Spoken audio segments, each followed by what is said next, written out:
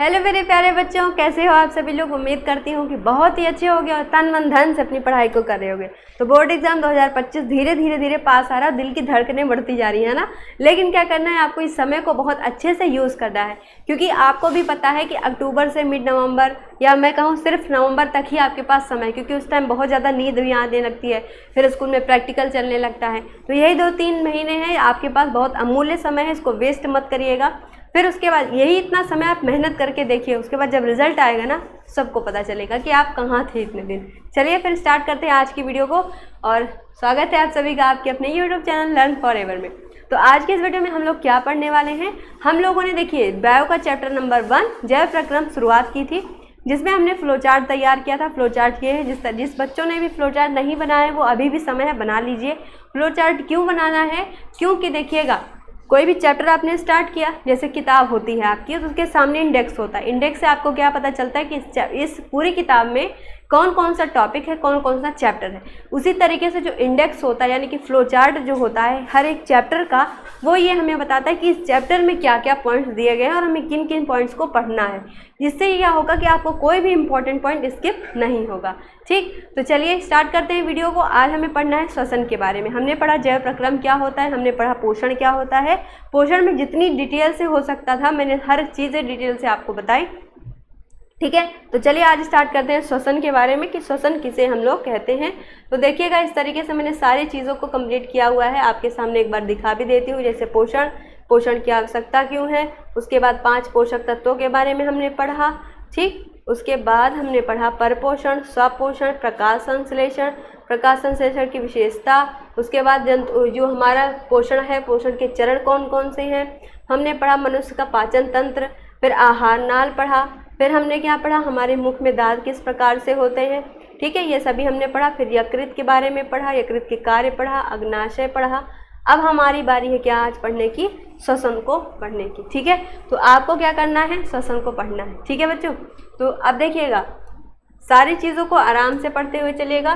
कोई भी अगर डाउट आता है, मैं पूरी कोशिश करती हूँ कि किसी भी बच्चे को कोई डाउट ना रहे, डिटेल से हर एक चीज़ें बताती हूँ। टाइम वेस्ट करना मेरी हॉबी नहीं है, क्योंकि बहुत सारे टीचर्स को मैंने देखा है कि 10-10 मिनट की 15-15 मिनट की चीज़ें वो लोग 1-1 घंटे में कराते हैं। लेकिन मैं आपका टाइम वेस्ट नहीं करना चाहती, क्योंकि यही इंपॉर्टेंट टाइम, अगर आप 6 घंटे भी बहुत मेहनत से मन से पढ़ते हो तो वही 6 घंटे 12 घंटे के बराबर हो जाता है। लेकिन बिना मन के अगर पढ़ोगे तो क्या होता है, वही 2 घंटे 4 घंटे के बराबर लगते हैं, है ना। तो बिल्कुल जितनी देर बैठो वो मन से, बिल्कुल तन मन धन से बैठो। 15 मिनट भी अगर आप देते हो ना तो समझ लीजिए बहुत है। क्या है हमें पढ़ना है आज, श्वसन के बारे में। तो अगर मैं कहूँ कि आपको क्या है, मैं कहूँ अगर आपकी नाक और मुंह बंद कर दें तो क्या आप जिंदा रहोगे, सांस उखड़ जाएंगी, आपकी डेथ हो जाएगी। अरे भाई ऐसा नहीं है, बस एग्जाम्पल समझो। तो क्या होगा कि श्वसन हमारे लिए किस चीज़ के लिए ज़रूरी होगा, अरे हमें ज़िंदा रहने के लिए ही तो ज़रूरी होगा श्वसन। किस लिए, जिंदा रहने के लिए। तो श्वसन क्या होता है, ऐसी प्रक्रिया जिसके थ्रू हम क्या होते हैं, अपने जीवन को बरकरार रखते हैं, वही तो श्वसन होता है ना। तो किसी की सांसें किसी में चलती, किसी की सांसें किसी में, तो ऐसा कुछ नहीं है, श्वसन पढ़ते हैं। आ जाओ, तो देखो ध्यान से देखना, श्वसन क्या होता है कि हमें जीने के लिए, यानी कि हमें जीवित रहने के लिए ये प्रक्रिया है। ये क्या है, ऐसी प्रक्रिया है जिससे हम क्या रहते हैं, जीवित रहते हैं। ठीक है, तो इसमें क्या होगा, हमें ऑक्सीजन की ज़रूरत पड़ती है। भाई ऑक्सीजन ही तो लेंगे हम लोग, ऑक्सीजन हम लोग पर्यावरण से लेते हैं, तो ही तो हम जीवित रहते हैं। ऑक्सीजन ना हो तो क्या हो, हम जिंदा ही ना रहें। तो ऑक्सीजन की ज़रूरत पड़ती है, किसकी, ऑक्सीजन की आवश्यकता होती है। आगे बात समझ में, ऑक्सीजन की आवश्यकता होती है किसके लिए, जिंदा रहने के लिए। और किस चीज़ के लिए, उनकी ज़रूरत नहीं पड़ती, ऑक्सीजन की ज़रूरत पड़ती है। ठीक है, तो क्या है, ऑक्सीजन की ज़रूरत पड़ती है किस चीज़ के लिए, श्वसन के लिए। लेकिन अब हमें समझना है एक बहुत अच्छी सी मैनर्ड डेफिनेशन, जो कि हम अपनी कॉपी में लिख सकें। अपनी कॉपी पर तो नहीं लिख सकते, बाबू सोना मेरी सांसें हैं, वो नहीं रहेगी तो मैं मेरी सांसें रुक जाएंगी, तो ऑक्सीजन रुक जाएगा तो आपकी सांसें रुक जाएंगी। तो आगे देखिए, अगर हमें डेफिनेशन लिखनी हो कॉपी में तो कैसे हम लोग लिखेंगे। श्वसन क्या होता है, यह क्या है, एक ऑक्सीकरण क्रिया। क्या है, ऑक्सीकरण क्रिया है। अब आप ध्यान रखिएगा कि सवाल यहाँ से भी पूछा जाता है कि ऑक्सीकरण क्या, जो श्वसन है वो किस प्रकार की अभिक्रिया है। तो आपसे ये वेरी शॉर्ट या फिर किस प्रकार से ऑप्शनल क्वेश्चन में पूछा जा सकता है कि श्वसन किस प्रकार की क्रिया है। श्वसन कैसी क्रिया है, ऑक्सीकरण क्रिया। आगे बढ़ती है, जिसमें क्या होता है, जीव कोशिकाओं में जटिल कार्बनिक पदार्थ, जीव कोशिकाओं में जो जटिल कार्बनिक पदार्थ होता है, जटिल कार्बनिक पदार्थों का विघटन होने से CO2 और H2O का क्या होता है, उत्पादन होता है। किस चीज़ का उत्पादन होता है, कार्बन डाइऑक्साइड और H2O का क्या होता है, यहाँ पे उत्पादन होता है।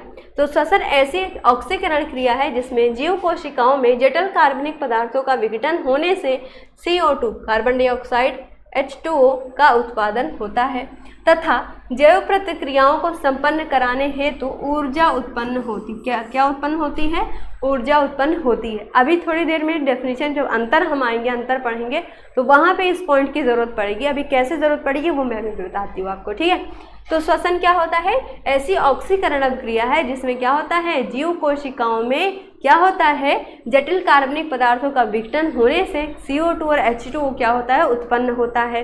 तो हम लोग सांस लेते हैं जब, तो कार्बन डाइऑक्साइड ही तो बाहर निकलता है, ऑक्सीजन हम लोग अंदर लेते हैं, तो क्या होगा, ऑक्सीजन CO2 और H2O का उत्पादन होता है और क्या होता है, जैव प्रतिक्रियाओं को संपन्न कराने के लिए हमें क्या होती है, ऊर्जा की आवश्यकता होती है और यही ऊर्जा हमें यहाँ से मिलती है। ठीक, समझ में आई बातें। तो अब ये जो श्वसन होता है ये भी इसके भी प्रकार होते हैं। तो श्वसन की बात करूँ तो ये क्या होता है, 2 प्रकार का होता है। श्वसन कितने प्रकार का, 2 प्रकार का। कौन कौन सा, ऑक्सी और अनऑक्सी श्वसन। कौन सा श्वसन, एक तो होता है ऑक्सी और दूसरा होता है अनऑक्सी। क्या होता है दूसरा, अनऑक्सी श्वसन, अनऑक्सी श्वसन, और पहला क्या है, ऑक्सी श्वसन। साथ साथ में बोलते चलिएगा, अगर नहीं बोल पा रहे हो तो लिखते चलिएगा बच्चों। लिखोगे तो अच्छे से मन भी लगेगा और आपके सारे पॉइंट्स नोट भी हो जाएंगे और बोरियत भी नहीं होगी। वैसे मैं बोर होने नहीं दूंगी, 15 मिनट का वीडियो है, कितना बोर होगे इसमें। तो क्या है, श्वसन 2 प्रकार का होता है, एक तो होता है ऑक्सी और एक होता है क्या, अनऑक्सी श्वसन। ऑक्सी श्वसन क्या होता है, अनऑक्सी श्वसन क्या होता है, दोनों में कुछ तो अंतर होगा। आइए देखते हैं क्या क्या अंतर है। तो ऑक्सी श्वसन क्या होता है, जिसमें क्या होती है, क्या, ऑक्सीजन की आवश्यकता। किसमें, ऑक्सी श्वसन में क्या होता है, ऑक्सीजन की आवश्यकता। दोनों में अंतर पूछा जाता है, 2 नंबर में, कभी 3 नंबर में। अगर ज़्यादा पॉइंट्स लिखने हैं, मतलब अगर लॉन्ग क्वेश्चन में आ गया, शॉर्ट में आ गया तो 4 नंबर में ये सवाल ऐसे पूछे जाते हैं। तो ऑक्सी श्वसन क्या होता है, जिसमें ऑक्सीजन की आवश्यकता होती है। लेकिन अनऑक्सी श्वसन क्या होता है, जिसमें ऑक्सीजन की आवश्यकता नहीं होती है। अनऑक्सी श्वसन में ऑक्सीजन की आवश्यकता नहीं होती है। ऑक्सी श्वसन जो होता है उसमें CO2 और H2O क्या होता है, अंतरिम उत्पाद होता है। अंतिम उत्पाद ऑक्सी श्वसन में क्या होता है, कार्बन डाइऑक्साइड और H2O। H2O क्या होता है, जल। लेकिन अगर मैं कहूँ भारी जल का सूत्र बताओ तो क्या होता है, D2O। D2O मीन्स क्या होता है, भारी जल का ये सूत्र है। किसका सूत्र है ये, भारी जल का, कभी कभार पूछा जाता है, ठीक है। अब देखो अनऑक्सी श्वसन जो होता है इसमें अंतिम उत्पाद क्या होता है, कार्बन डाइऑक्साइड, लेकिन जल नहीं। जल के अलावा जल नहीं होता, क्या होता है, अल्कोहल होता है। क्या होता है, अल्कोहल। तो अनऑक्सी श्वसन में CO2 और अल्कोहल क्या होता है, अंतिम उत्पाद होते हैं। आगे बात समझ में, दोनों पॉइंट। ऑक्सी श्वसन में ऑक्सीजन की आवश्यकता होती है और इसमें क्या होता है, अंतिम उत्पाद CO2 और H2O। लेकिन अनऑक्सी श्वसन में ऑक्सीजन की आवश्यकता नहीं होती और इसका अंतिम उत्पाद CO2 और क्या होता है, अल्कोहल होता है। ठीक। थर्ड पॉइंट क्या है, श्वसनीय पदार्थ का पूरा ऑक्सीकरण हो जाता है। किसमें, ऑक्सी श्वसन में। ऑक्सी श्वसन में क्या होता है, जो श्वसनीय पदार्थ होते हैं उनका पूरा का पूरा ऑक्सीडाइजेशन हो जाता है। लेकिन जो अनऑक्सी श्वसन होता है उसमें पूरा ऑक्सीकरण नहीं होता है। क्या होता है, नहीं होता है। तो दोनों में देखिए, अगर आप एक भी साइड याद करते हो, अगर मान लीजिए ये चारों पॉइंट्स आपने याद कर लिए, जस्ट इसी का अपोजिट यहाँ लिख दो तो ये चारों डेफिनेशन इसकी हो गई। क्या है, इसमें श्वसनीय पदार्थ का पूरा ऑक्सीकरण होता है, इसमें नहीं होता है। चौथा पॉइंट है, अधिकतर पदार्थों में, ये अधिकतर पदार्थ नहीं, अधिकतर जीवों में क्या है, अधिकतर जीवों में ये क्या होता है, इसका अधिकतर जीवों में ये जो श्वसन होता है वो किस में होता है, अधिकतर जीवों में होता है। लेकिन जो सूक्ष्म ऑक्सी श्वसन होता है वो किस में होता है, तो छोटे छोटे से जीवों में होता है। कई बार क्या होता है, विशेष परिस्थितियों में ये अनऑक्सी श्वसन होता है। आई बात समझ में। तो चारों के चारों अंतर को बहुत अच्छे से याद रखिएगा, क्योंकि बहुत सवाल इसमें पूछा जाता है आपसे। इसमें कई सारे तो ऑप्शनल क्वेश्चन बना देगा, जैसे कि ऑक्सी श्वसन में अंतरिम उत्पाद क्या, तो कार्बन डाइऑक्साइड और जल। अनऑक्सी श्वसन में अंतरिम उत्पाद क्या, तो वहाँ पे हो सकता है कार्बन डाइऑक्साइड ना दे, लेकिन HCl दे सकता है, H2SO4 दे सकता है, वहीं पर एक ऑप्शन दे सकता है अल्कोहल का।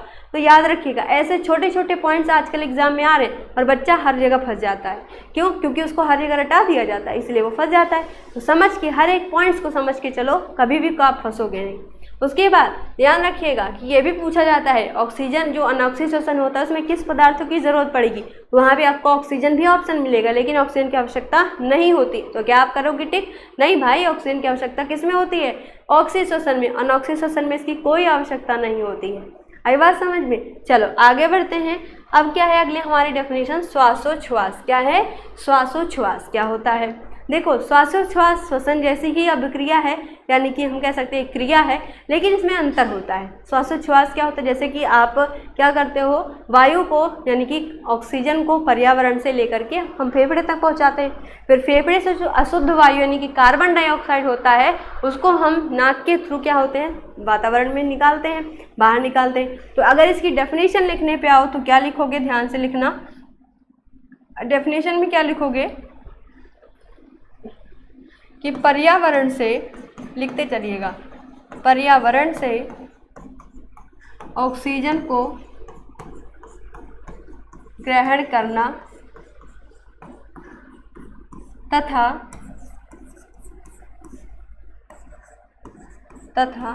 CO2 को फेफड़े से बाहर निकालना, फेफड़े से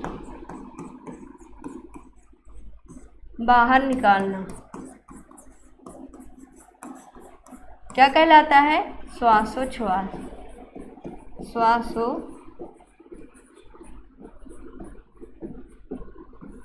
श्वासोच्छ्वास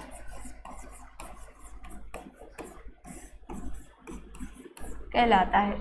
अब डेफिनेशन क्या लिखोगे कि पर्यावरण से जो ऑक्सीजन होता है उसको शरीर के अंदर लेना और शरीर से जो फेफड़ा जो है हमारा उससे अशुद्ध वायु यानी कि कार्बन डाइऑक्साइड को बाहर निकालना ही क्या होती है? यह प्रक्रिया श्वासोच्छ्वास कहलाती है। लेकिन श्वास लेना तो दोनों हो गया, श्वसन भी और श्वासोच्छ्वास भी। अंतर क्या होता है आइए समझते हैं, और अंतर पे आपसे सवाल पूछे जाते हैं। याद रखिएगा कि जो श्वासोच्छ्वास होता है, क्या ये जो श्वासोच्छ्वास होता है ये क्या होता है, कैसी अभिक्रिया है, आइए देखते हैं। ध्यान से देखिएगा, सारे पॉइंट्स को नोट करते चलना बच्चा, ठीक है? अगर नोट करते चलोगे तो ये आपके लिए ही प्रॉफिटेबल होगा। क्यों? क्योंकि अरे भाई दोबारा से बार बार वही चीज़ें थोड़ी, कॉपी उठाओ फटाफट से रिवाइज कर लो, अगली क्लास में आओ तो रिवाइज करके आओ। ये होता है पढ़ने का सही मेहनत। अभी आपने पढ़ा, नोट करो, शाम को उसको याद करो, फिर अगले दिन जब वापस से वीडियो देखो, अगले वीडियो को देखने से पहले पिछला रिवाइज करो। तो एक कनेक्शन बना रहता है, कनेक्शन बना रहेगा तो अच्छे से सारी चीज़ें समझ में आती हैं। तो श्वासोच्छ्वास क्या होता है, यह क्रिया क्या होती है? कोशिका के बाहर होती है। कहाँ होती है ये? कोशिका के बाहर होती। कहाँ पे? ये कोशिका के कहाँ होती है? बाहर। लेकिन जो श्वसन होता है वो कहाँ होता है? कोशिकाओं के भीतर होता है, यानी कि कोशिका के अंदर होता है। एक तरफ का याद करो, दूसरे तरफ का अपने आप बन जाएगा। जैसे कि श्वासोच्छ्वास क्या होता है? कोशिका के बाहर, लेकिन श्वसन क्या होगा? कोशिका के अंदर। जैसे इसी का अपोजिट कर दो। दूसरा पॉइंट है, इसमें एंजाइम की आवश्यकता नहीं होती। किसमें? श्वासोच्छ्वास में। तो श्वसन में क्या होगा? अपोजिट करो, आवश्यकता होती होगी। तो क्या लिखा है? इसमें एंजाइम की आवश्यकता होती है, यही तो लिखा है। अगला पॉइंट क्या है? यह केवल क्या है? भौतिक क्रिया है। जो श्वासोच्छ्वास है वो क्या है? एक भौतिक क्रिया। अब इसी का जस्ट अपोजिट कर दो, भौतिक का रासायनिक अभिक्रिया। तो श्वसन क्या है? एक रासायनिक अभिक्रिया है। श्वसन क्या है? एक रासायनिक अभिक्रिया है। अगला क्या लिखा है? इस क्रिया में ऊर्जा क्या होती है? उत्पन्न नहीं होती है। लेकिन जो श्वसन होता है उसमें ऊर्जा उत्पन्न होती है।